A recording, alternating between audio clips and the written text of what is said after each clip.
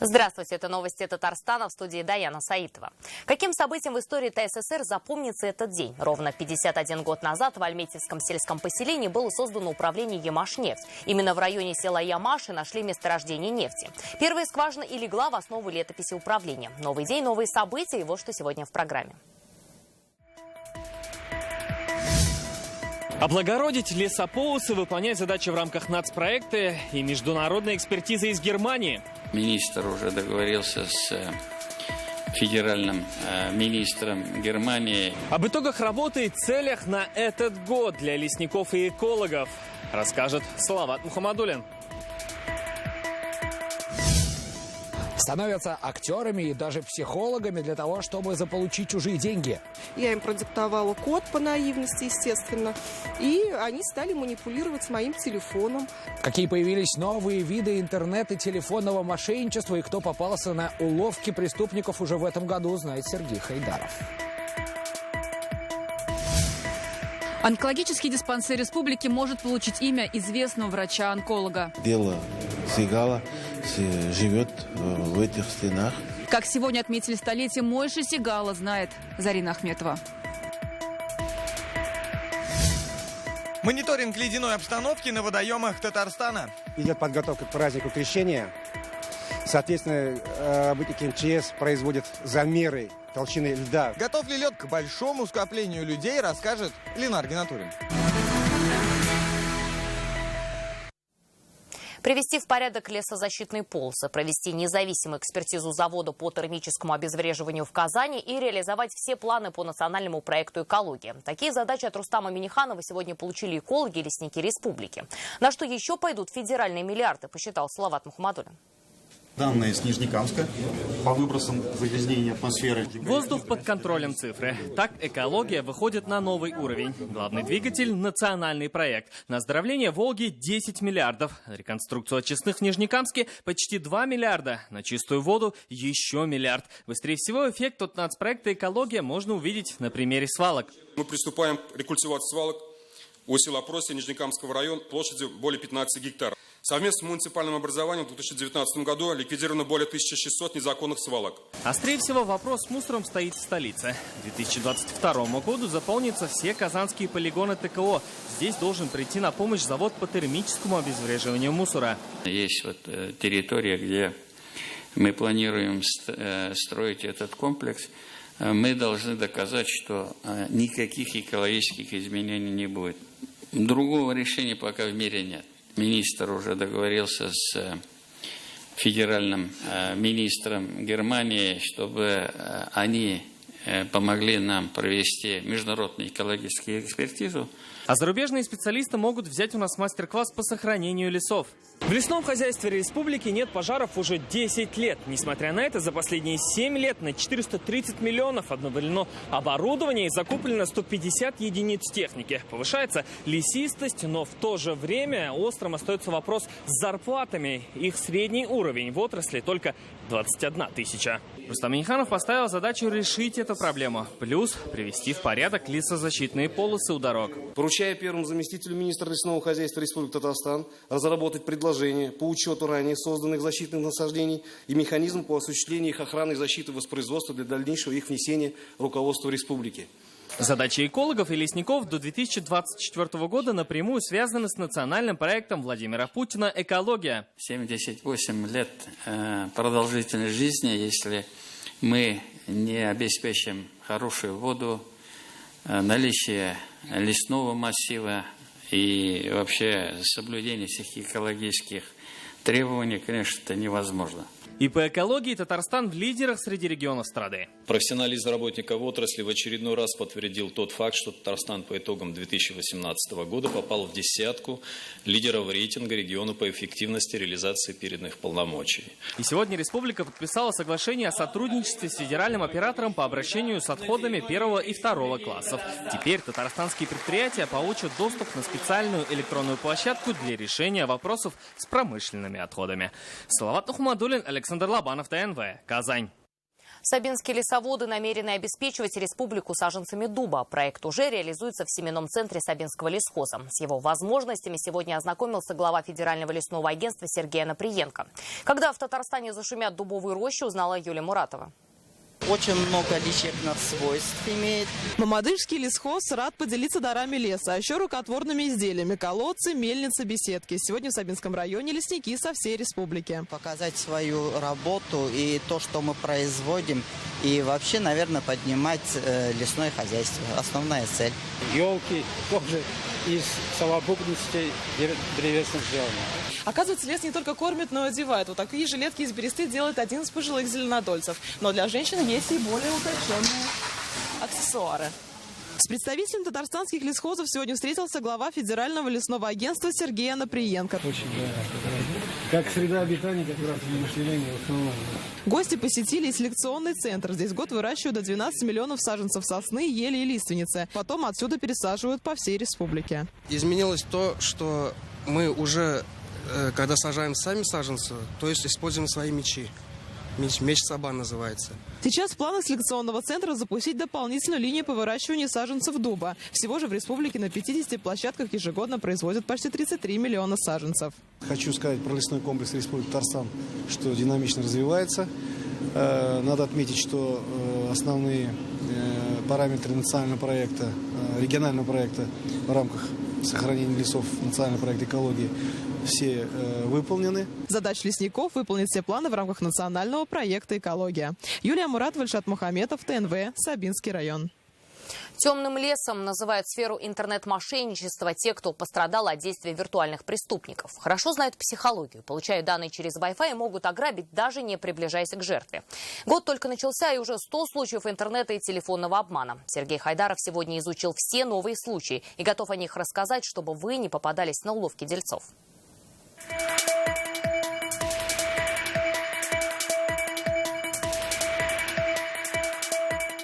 Обратила внимание, что это не рабочие дни.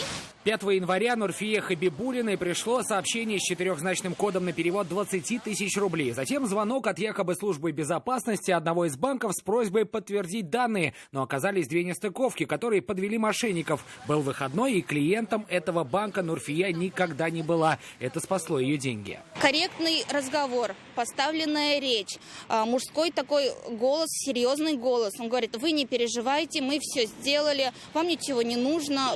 И еще они добавляют: будьте впредь осторожнее, не попадайтесь на уловки. После этих слов, мне кажется, клиенту, вот человеку, как бы думаешь, на самом деле меня спасли. Мне говорят, сейчас ваши карты хотят перевести деньги, и вы хотите защитить вот свою карту. Я, конечно, согласилась, я поверила. А история Лии Галимовой – это лучший пример наглости мошенников. Якобы специалисты банка уговорили женщину установить на мобильном специальное приложение. Благодаря нему они подключились к ее телефону и начали им управлять. Когда уже поняла, что я не владею сама своим телефоном, да, сообразила, что к чему, и пыталась отключить телефон, но безуспешно. Но, наконец-то, я как бы его отключила. Из года в год уловки мошенников становятся все хитрее и изощреннее. Именно поэтому никому и ни при каких обстоятельствах лучше не сообщать свои персональные и банковские данные. Кроме того, полицейские рекомендуют даже не подключаться к неизвестной и небезопасной сети Wi-Fi. Преступники могут проникнуть через нее в телефон и заполучить необходимые для себя данные.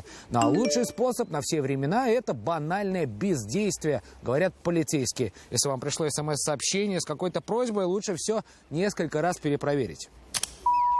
Если потерять деньги из-за мошенников легко, то вот поймать их куда сложнее. Сейчас это чуть ли не самый популярный вид преступления. Только в прошлом году в Татарстане зафиксировали больше 4000 случаев. В этом году уже более 100. 3-4 года назад обману чаще всего подвергались люди престарелого и пенсионного возраста, но теперь объектом преступления стали и все категории граждан. Попадались ли в сети мошенников татарстанцы и как этого не допустить, мы спросили у них. Ну, купили такую ерунду, которую поняли, она вообще не нужна. Не нужно телефонные звонки не отвечать, дверь не открывать. Кредит брали там какие-то. Женщина одна 150 тысяч из банка на мой адрес. Доверять, но проверять все и несколько раз призывают полицейские, а также быть внимательными к интернет-новинкам. Обычно именно они являются для мошенников золотой антилопой. Сергей Хайдаров, Айрат Шеймарданов, Вадим Илларионов и Адель Миндубаев. ТНВ «Казань». Эпидемия в Европе, мы на пороге. В Казани и Елабуге уже на треть выше уровень заболеваний гриппом и ОРВИ. Эти цифры сегодня озвучили Минздрав и Роспотребнадзор. В Татарстане гриппом ежегодно болеет каждый 5-й житель. Только за прошлую неделю в республике зарегистрировали 13 тысяч случаев. Медики советуют серьезно подготовиться к гриппу. При первых симптомах обращаться к врачу, не занимаясь самолечением. Его столетие отмечает в год юбилея ТССР. Мойши Сигал – человек, который посвятил свою жизнь лечению онкологии в Татарстане. А его труды и изобретения до сих пор используют врачи нашей страны и мира. Каким он был учителем и человеком, и почему профессию онколог называл своей миссией, Зарина Ахметова подробнее.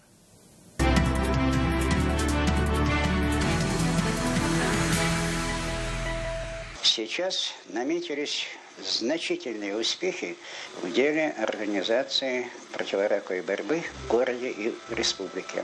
И в этом его заслуга. Мойши Сигал – человек, которого в онкологическом диспансере называют выдающимся. Во времена ТССР в Казань со всей страны к нему приезжали врачи, как на паломничество. Спустя десятилетия его изобретение – расширитель-подъемник реберных дуг. Хирурги активно используют. Потому что двое просто расширяли рану. То эти раны-расширители позволили выполнять вдвоем с ассистентом хирургу операцию. Очень важно, это явилось стартом к развитию большой онкологической хирургии. Ему был 21 год, когда он стал главным хирургом еще Печорского округа в Коме, а еще через год главным врачом госпиталя. Медицина для Мойши Зельмановича стала миссией. Когда он был подростком, из-за рака умерли его отец и мать. Возможно, поэтому ко всем пациентам он относился с трепетом, даже после операции. Этому учил и студентов. Мы выезжаем после тяжелой операции, поздно вечером, и он меня спрашивает: Зинаида Александровна, как больной? Я говорю: Михаил Семенович, анестезиологи говорят, что что-то плохо дышит. Он разворачивает с южной трассы машину, и мы вновь возвращаемся в клинику. Михаил Семенович, наверное, был строгим учителем.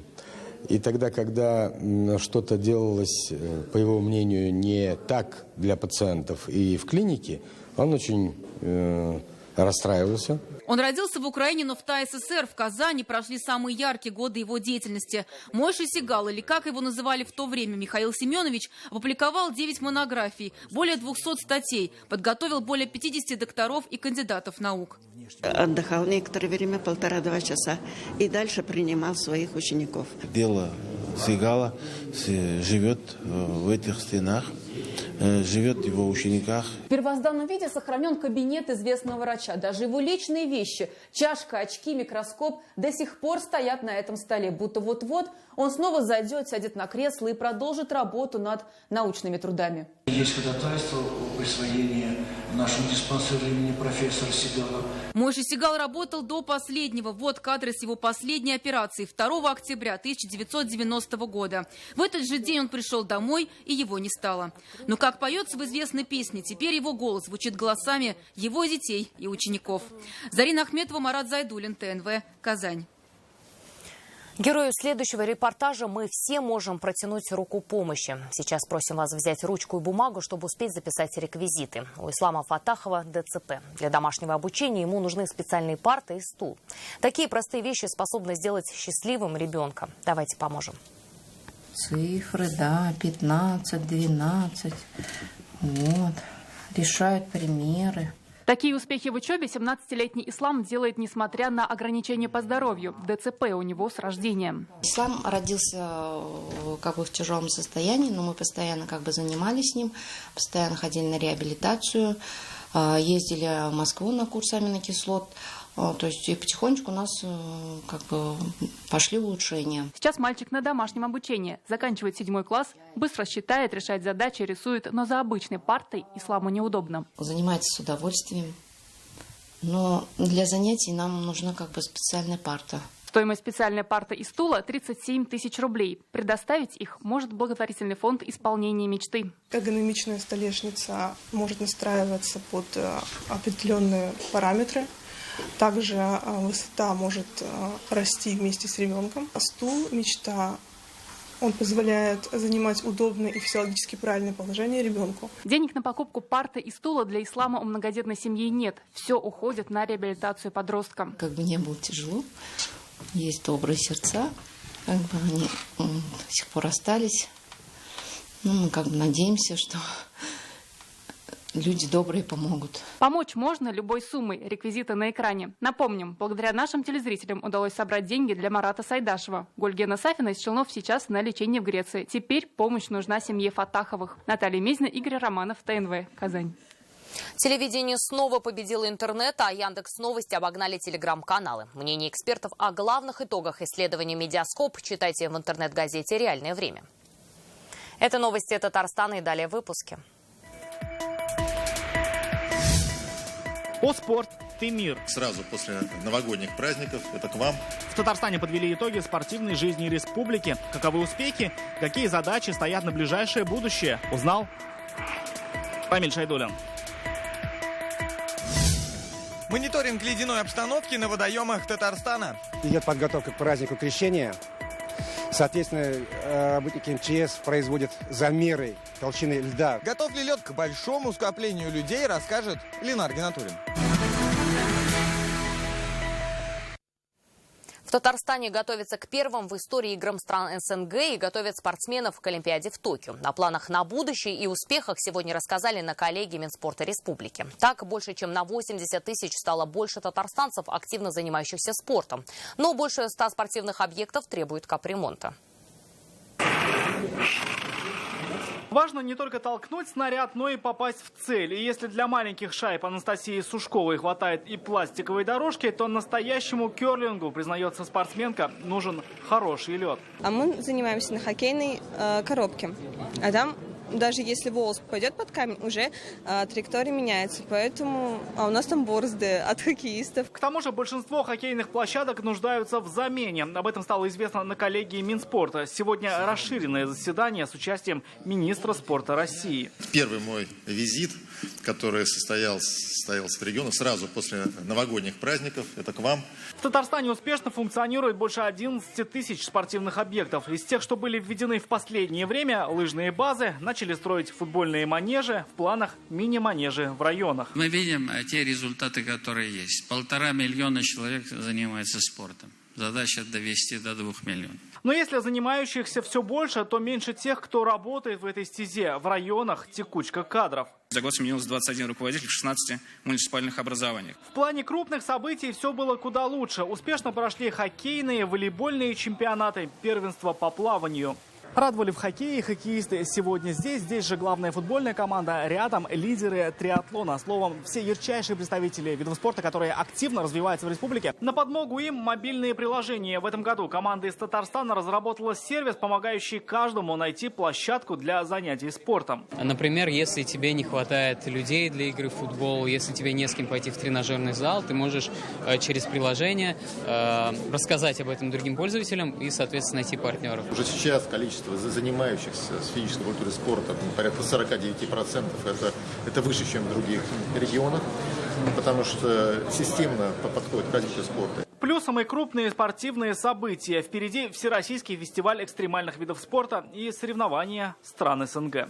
Рамиль Шайдуллин, Рамзиль Гарипов, ТНВ, Казань. Рустам Минниханов и Павел Колобков сегодня отдельно обсудили подготовку к первой игре стран Содружества независимых государств. Они состоятся в августе. Примут участие 2500 спортсменов. Это представители таких стран, как Азербайджан, Армения, Беларусь, Казахстан, Киргизия, Молдавия. Игры пройдут по 21 виду спорта: дзюдо, самбо, пляжный волейбол, мини-футбол, бокс, шахматы, фехтование, армрестлинг. Спортсмены разыграют 230 комплектов медалей. Церемонии открытия и закрытия пройдут в Казанском баскет-холле. К 75-летию Победы в Татарстане создадут центры по поиску пропавших без вести в Великой Отечественной войне. Клубы воинской славы откроют в каждом районе. Это предложение правительства Татарстана. Председатель объединения Михаил Черепанов подробно изучил биографию 173 тысяч солдат, имена которых записаны в книге памяти, и поставил цель выяснить, где они похоронены. Могилы солдат находят, а вот сообщить их родственникам не могут, потому что нет информации. В Бугульме ветераны-афганцы начали строить музей. Пока за свой счет. Музей, посвященный Великой Отечественной войне, планируют открыть к 75-й годовщине Великой Победы. Их идею поддержали и жители Бугульмы. На собранные деньги уже заменили кровлю. Что еще предстоит, выясняла Фируза Хамидуллина. По завершению всех работ музей будет выглядеть вот таким вот образом. Заброшенные здания, серые стены и обвалившаяся кровля. Так выглядит это место сейчас. Но уже через полгода здесь планируют открыть музей Великой Победы. Ильдар Рамазанов откликнулся одним из первых. Говорит, уже есть идеи. Так на потолке появится изображение бомбардировщика П-8. Войну его прозвали бугульминским колхозником. Ведь деньги на самолет собирали всем миром. Это будет нетипичный музей. Это будет, так сказать, подвижная экспозиция, которая будет меняться, значит, в зависимости от имеющихся экземпляров. Открыть музей Великой Отечественной войны на территории военкомата – это идея ветеранов боевых действий. В Бугульме такого музея не было. Идея создать здесь большой зал Великой Отечественной войны, и чтобы это у нас было в городе как комплекс для подрастающего поколения, можно было бы показать всю историю. Это место для бугульминцев историческое, этим стенам больше века. В начале 20 века здесь была жандармерия, в годы Великой Отечественной войны призывной пункт. Больше 40 лет здание пустовало, и вот спустя столько лет решили капитально отремонтировать и открыть музей. Кадеты, афганцы, предприниматели, откликнулся весь город. Сейчас здесь уже заменили кровлю. Частично где-то полностью была заменена стропильная система. Деньги собрали мы сами, пограничники, десантники. И так неравнодушные люди собрали порядка $500 000 рублей. На пожертвования жителей 30 лет назад в бывшем здании военкома уже открывали музей военных действий. Первый в республике, посвященный воинам-интернационалистам. Только на энтузиазме и инициативной группы такая идея осуществлена и претворена в жизнь. Открылся зал. Здесь экспонаты, которые предоставили сами ребята-афганцы. Такой же современный музей теперь хотят открыть рядом с этим. Выполняем работы по смечиванию, по внутренней отделке, по насыщению. Будем изыскивать средства, дополнительные доходы в бюджете. Чтобы капитально отремонтировать вековую постройку, нужно около 2 миллионов рублей. Помочь может каждый. Телефоны вы видите на экранах. Принести можно и экспонаты. Фируза Хамидуллина, Эрик Хабибуллин, ТНВ, Бугульма. К крещению в Татарстане подготовят 121 купель. Сегодня специалисты ГИМС отправились на реки, чтобы на месте удостовериться в безопасности льда. Может ли он выдержать большое скопление людей 19 января, теперь знает и Ленар Гинатуллин.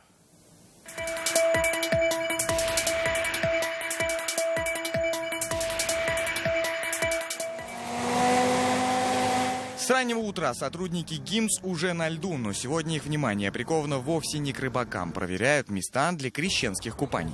Мы сейчас где-то пробурим порядка 7-8 лунок. Исходя из этого уже будем делать общую остановку в данной акватории. Крещенские Иордане посетят тысячи людей, поэтому замеры сразу на площади 500 квадратных метров. Безопасная толщина льда не менее 25 сантиметров. 33 сантиметра, 33 толщина льда. Здесь норма, но стоит немного пройтись, и можно угодить в полынью. Вот оно, самое опасное место. Буквально в 30 метрах от запланированной купели невооруженным взглядом видно слабую структуру льда. Она образовалась из-за сильного течения и из-за теплой погоды. Поэтому МЧС будет настоятельно рекомендовать оградить эту территорию от большого скопления людей. Привлечено на данное мероприятие 44 госинспектора, а также другие службы, МВД, ПСС, порядка 900 человек. Совершить крещенский обряд в Татарстане можно будет в 81 купели на открытой воде. В столице для этого выделили 4 площадки. Один сейчас вот здесь вот ближе к знаку сделаем. Проверять безопасность льда специалисты будут ежедневно вплоть до праздника. Окончательное решение будет лишь за день до самого крещения. Ленар Гинатуллин, Рамзиль Гарипов, ТНВ, Казань. Какое село Татарстана самое красивое? В республике продолжается конкурс на новогоднее оформление поселений. Участвуют все районы. Победители определят по 6 номинациям. Рамиль Галиуллин о тех, кто вдохновлял, и тех, кто вдохновлялся.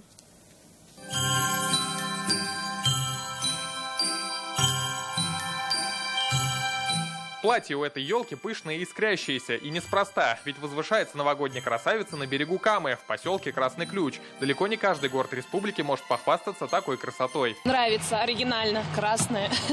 Очень все красиво. Довольные дети отдыхают, мы взрослые и пожилые. Снежный городок Красного Ключа – место для зимних забав. Взрослые среди ледяных скульптур ищут место для идеального селфи, а дети летят с ледяной горки или барахтаются в чаше. Очень здорово! Весело! А в Балтасинском районе вырос настоящий сказочный городок. Здесь любимые герои народных сказок и, конечно, символ Нового года. Все снежные фигурки, которые делали и в том году, и те года, к сожалению, потихоньку уже меняем на объемные фигуры, на светодиодные, или уже, например, в этом году делали из гладкого металла. Посреди ночи в Новотроицке все цвета радуги. Это сельская елка, центр притяжения для взрослых и детей со всего района. На 4 гектарах ледовые лабиринты, горки и каток. В прошлом году такой же городок был создан в селе Нижние Суксы, в этом году в Новотроицке. В следующем году планируется создание в Малошенинском сельском поселении. И данная традиция будет продолжаться. Нам очень повезло, что мы живем в деревне, и такая красота у нас будет теперь до самой весны. Я каждый день катаюсь, мне очень нравится. Конкурс на самое красивое новогоднее оформление проводится 7-й год подряд. Конкурс проводится по 6 номинациям. Мы сформировали 11 рабочих групп, которые в эти выходные проехали все 43 муниципальных района и 2 городских округа и составили свои протоколы. Заявки можно подать до 16 января. Победителей назовут в конце месяца. Рамиль Галиуллин, Наталья Мезина, Ильшат Мухаметов, Ильшат Аюпов, Рамиль Закиев, ТНВ, Татарстан. Из снежных просторов Татарстана в горячей пустыне Саудовской Аравии. На Дакаре 2 экипажа команды КамАЗ-Мастер отрываются от своих соперников. Разница во времени между лидером Андреем Каргиновым и белорусом Сергеем Везовичем более часа. Как экипажи «Синей Армады» подтягивают друг друга к пьедесталу, увидел Алмаз Гафиятов. Дакар проверяет на прочность всех. И тех, кто любит дюны, и машины, готовы покорять каменистую дорогу.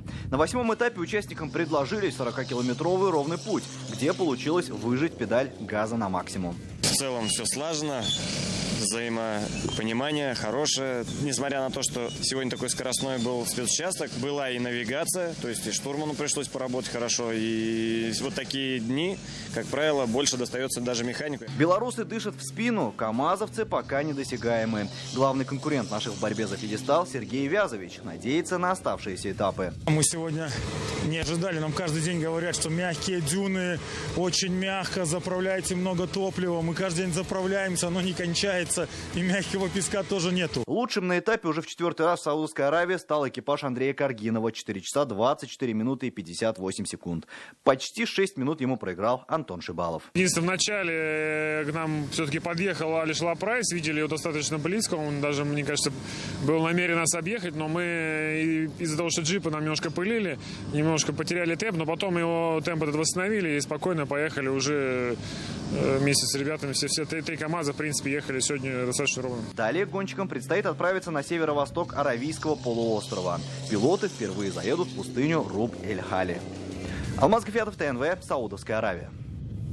Еще больше новостей в наших соцсетях ВКонтакте и Инстаграм. Сейчас прогноз погоды. До встречи.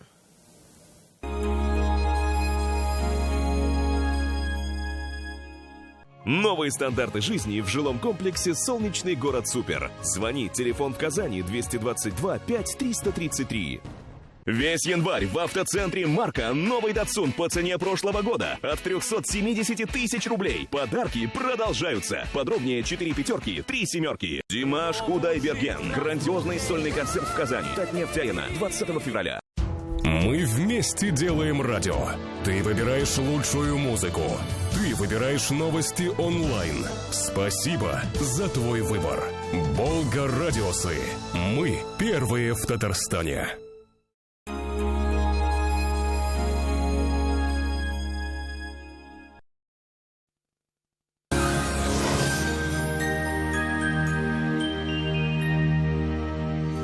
Здравствуйте! На ТНВ время прогноза погоды. В студии София Егорова. Компания «Данил Мастер» поздравляет жителей республики с наступившим Новым годом и дарит новогоднюю скидку 20% на кухню вашей мечты. Подробности на сайте danil-master.ru. Телефон в Казани 2 167 166. По данным сервиса Яндекс.Погода, в Бугульме, Бавлах и Азнакаево ожидается облачная погода с небольшим снежком. Немного подморозит до -5. В Набережных Челнах, Нижнекамске, Елабуге облачно, не исключены небольшие осадки -3. В Агрызе, Менделеевске, Актаныше будет облачно.